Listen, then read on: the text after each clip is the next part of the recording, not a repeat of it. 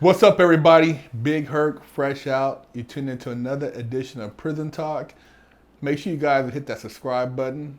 And you ask me a lot of questions, and sometimes I don't have the answers. So I'm here with AKA used to be Bounce Back, but now Bryan Bruton, who has his own channel. You guys have seen some of his past interviews with us, and make sure you guys check out his stuff in the link in the description. But you meet a lot of people in prison.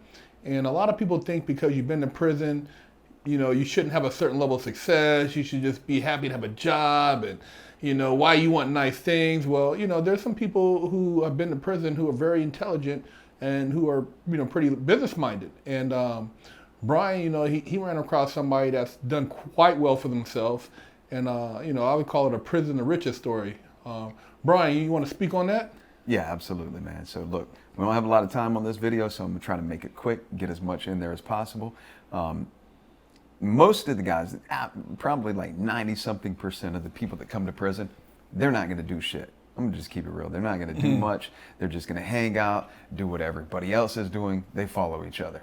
It's kind of like the blind leading the blind.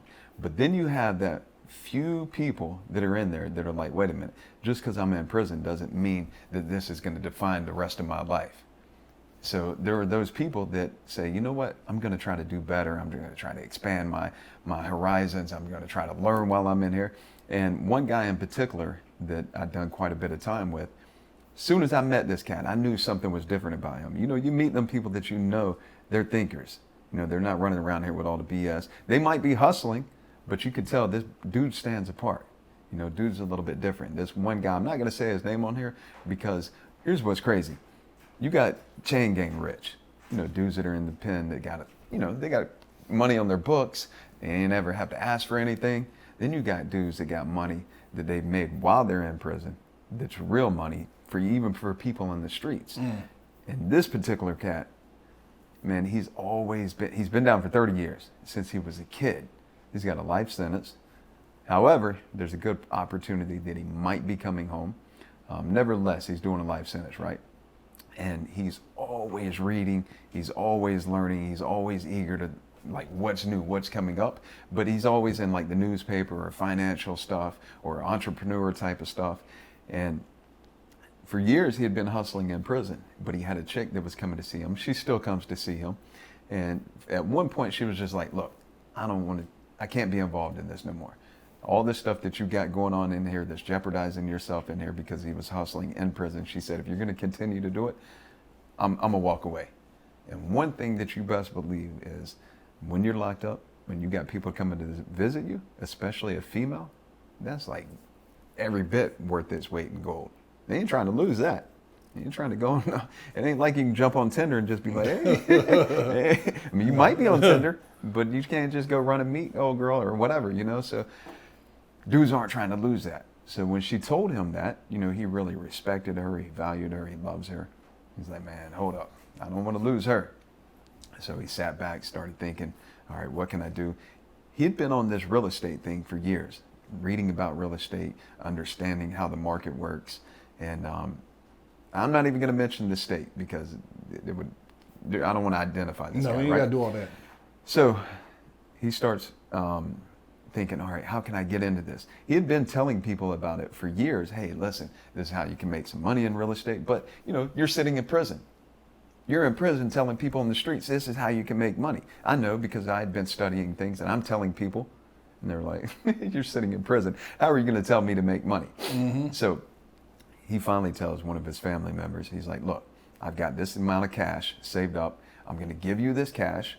If you can put your cash with my cash, go out there and buy this house. He did all the research and found this particular house. So I don't even want to put the whole method out there because I just don't know like how many people know of him, the method that he's doing.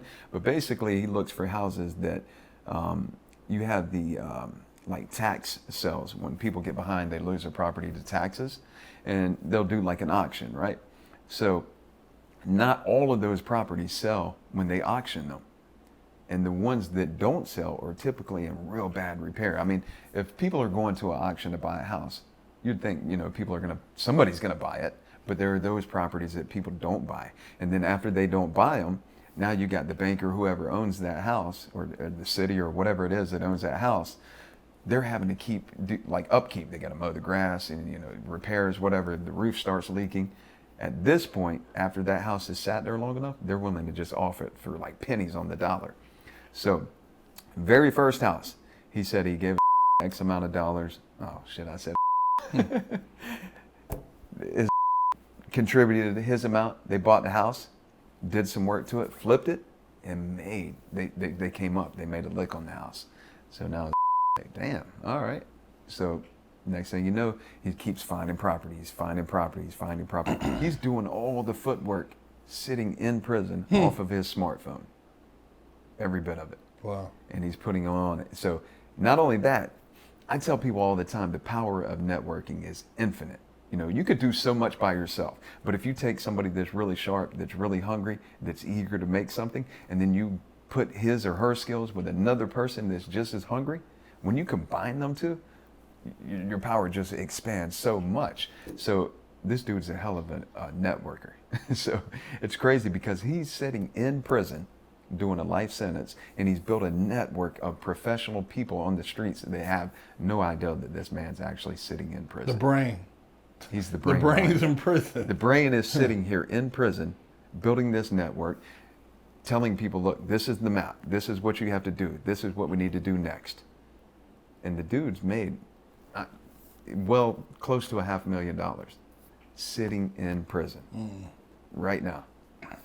Hey, man, it just goes to show that you can never underestimate a value of an individual because of his predicament or his position in life.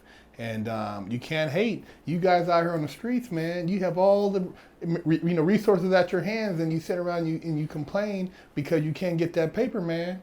The paper's out there. You just got to do your homework. Let me elaborate on that. So, look, when you got a man that's sitting in prison, every day he wakes up, I got a life sentence. People don't need that thought process, that feeling that you wake up every day should have a person to where they're just like, oh, what am I even doing? Why do I need to try to do anything? So my point in that is that if you got a man sitting in there with that amount of mental anguish and pressure on his head every day, 24 hours a day, if he can put in the work from inside of prison and maneuver around all the little pitfalls and the dangers of actually having a cell phone and spending the time, like he's having to look over his shoulder all the time while he's looking up things. It ain't like us where we can just jump on the phone and be like, one time, what does that mean? That doesn't mean anything out here. You don't have to hide a shit. This man's in here doing it behind these walls with his life in jeopardy every single day. If he can do it, then that's my message to people for so long. We all have a unique ability to do all type of shit in life, but you got to want it. You got to put in the work. You got to put in the effort. And now with the smartphones and the technology that we have, there's no reason. There's no more excuses. And if you do have an excuse, the only person that excuse is important to is you. I don't give a shit about their excuse. Nobody cares about other people's excuses. Stop making an excuse. Go out there and make it happen. There you have it. Big Herc, Bryan Bruton, Prison Talk.